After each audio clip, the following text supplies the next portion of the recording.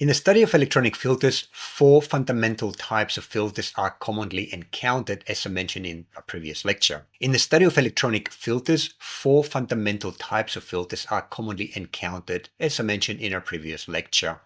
Each type plays a specific role in controlling how signals of different frequencies are treated by a circuit. Understanding these filters will give you the ability to design circuits that emphasize or suppress signals based on their frequency content. In this lecture, we'll look closely at each of these four filter types, explain what they do, and discuss how they can be realized using first-order or second-order circuits. A low-pass filter allows signals with frequencies below a certain cut-off frequency to pass through with little attenuation, while it attenuates signals with frequencies above the cutoff. In other words, low-pass filters pass the lows and block the highs. Here's an everyday example. In an audio system, a low-pass filter can be used to send only low-frequency signals to a subwoofer, removing unwanted higher frequency sounds. A first-order low-pass filter can be built using a resistor and a capacitor, or a resistor and an inductor. The roll-off beyond the cutoff frequency is gentle at a rate of 20 decibels per decade. And don't worry about what I just said in terms of decibels and decade. We'll talk about that later. A second-order low-pass filter uses two reactive components, such as two capacitors or one capacitor and one inductor. Now, the roll-off here is steeper at double what you saw with the first-order filter at 40 decibels per decade, providing better separation between passed and blocked frequencies. A high-pass filter does the opposite of a low-pass filter. It allows signals with frequencies above a certain cutoff frequency to pass through, while it attenuates signals with frequencies below the cutoff.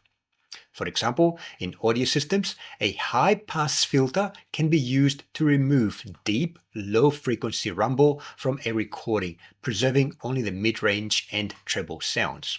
A first-order high-pass filter can be constructed using a capacitor and a resistor (RC) circuit, or an inductor and a resistor (RL) circuit, but arranged differently from the low-pass configuration. The filter begins attenuating signals below the cutoff frequency at a rate of 20 decibels or dB per decade. A second-order high-pass filter uses two reactive components and achieves a steeper attenuation of 40 decibels per decade.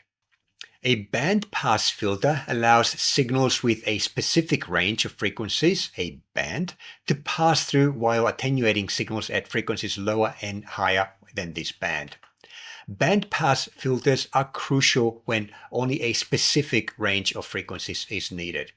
For example, in radio receivers, a band-pass filter selects the desired broadcast frequency while rejecting others. A first-order band-pass filter can be made by cascading a first-order low-pass filter with a first-order high-pass filter. However, the frequency selection is not very sharp, so this type of filter is not very good when implemented as a first-order filter. The filter's bandwidth is relatively wide, and its ability to isolate a narrow frequency band is limited.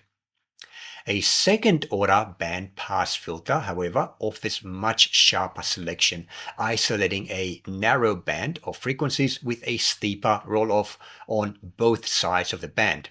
And this is necessary when precise frequency targeting is required, such as in communication systems.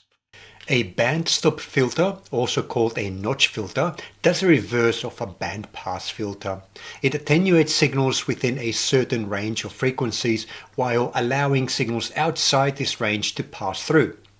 In audio systems, for example, a band-stop filter can be used to eliminate a specific unwanted frequency, such as the 50 Hz or 60 Hz hum from electrical mains interference.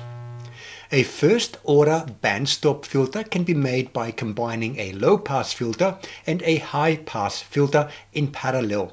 Like the first-order band-pass filter, it offers only gentle attenuation and a wide transition band. A second order bandstop filter provides a much sharper notch, attenuating a narrow range of frequencies much more effectively. This is ideal when targeting a specific problematic frequency for removal. The plots here depict the frequency response for the 4 types of filters. This table summarizes which of these filters can be implemented with a first or second order filter. As you can see, low pass and high pass filters are very effective even as first order filters, especially when gentle filtering is acceptable or desired. Band pass and band stop filters can be implemented using first order techniques, but perform much better when built as second order circuits, especially when narrow frequency control is important.